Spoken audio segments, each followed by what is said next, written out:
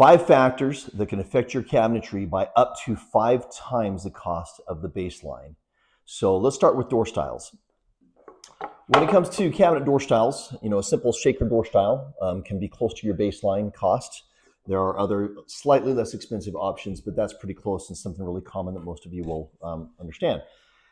Slim shakers, really popular slim shakers or some version thereof, or other door styles can jump that price by 2 to 3 times the cost of the baseline.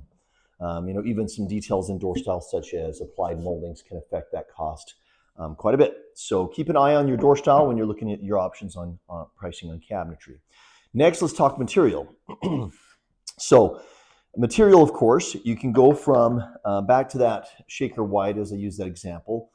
This happens to be a shaker white on MDF. So the material is MDF, which of course is a lower cost material. You have options, of course, for sometimes painted solid wood, melamines, stained wood, solid wood or veneers. And then, that's a finished enhancement.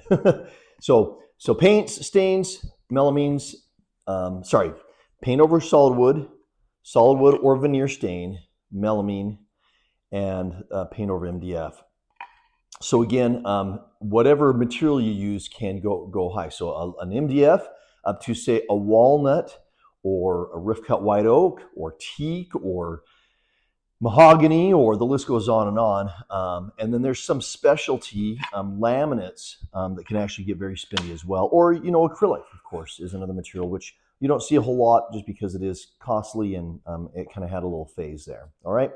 Next, let's talk about finish enhancements. So when you go to enhance the finish, or there's not a lot of that happening now, but I am seeing a slight trend back into that space a little bit. So whether you're talking a simple enhancement such as rustic or naughty, some people refer to it as, that's one place that people can commonly do with a wood species if it's available, okay?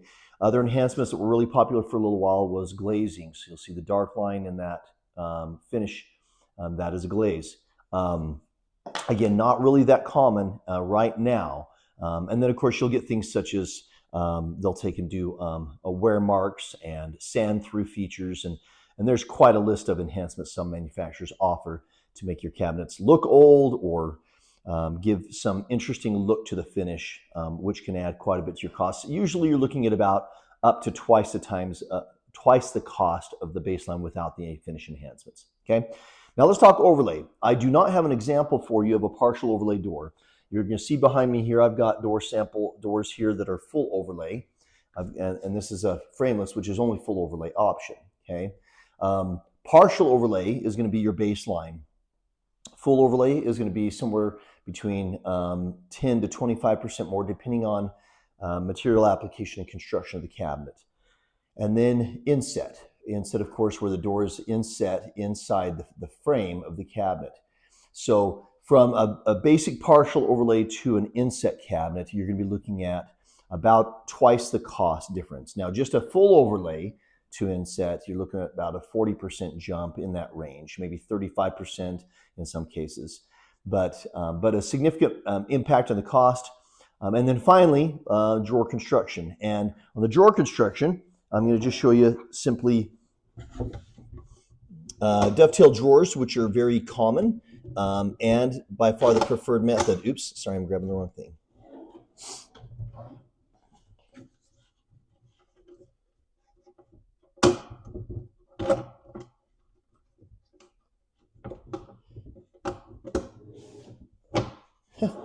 Okay, well, let's try this.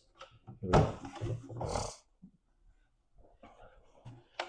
So drawer construction, when you're looking at construction of drawers, the construction and hardware, so this happens to be solid wood dovetail, right? Dovetail meaning the detail on the side of the drawer box here. If you go for, say, a white melamine over particle board, and it's called butt joint, where they're just pushing together and they staple them or glue them, well, usually glue and staple them. Or dowel construction, there's a lot of different options, rabbet, and so forth.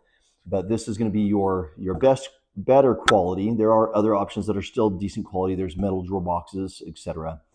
And then, of course, an undermount full extension slow close drawer hardware. If you go for a side mount white, epoxy drawer guide hardware, which was very common in cabinets, say 20 years ago, compared to this. And you're going from a melamine covered particle board drawer box to a solid wood dovetail and the undermount drawer guides. You're looking at close to twice the cost on the drawer, on the drawers themselves, right?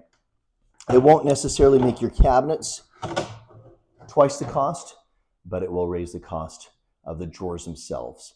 So between all these factors, drawer style, material, finish enhancements, overlay, and drawer style or drawer construction and hardware, you're looking at anywhere from well, as much as about 5 times the cost of the baseline without those. Now, I'm not suggesting that you don't want to do those. I'm just helping you understand where these costs come in. So when you're pricing out your cabinets or planning out your project, just consider these factors. Maybe you fall in love with, let's just go for it, a solid wood, walnut, inset door style, inset, let's call it a thick shaker door style, right?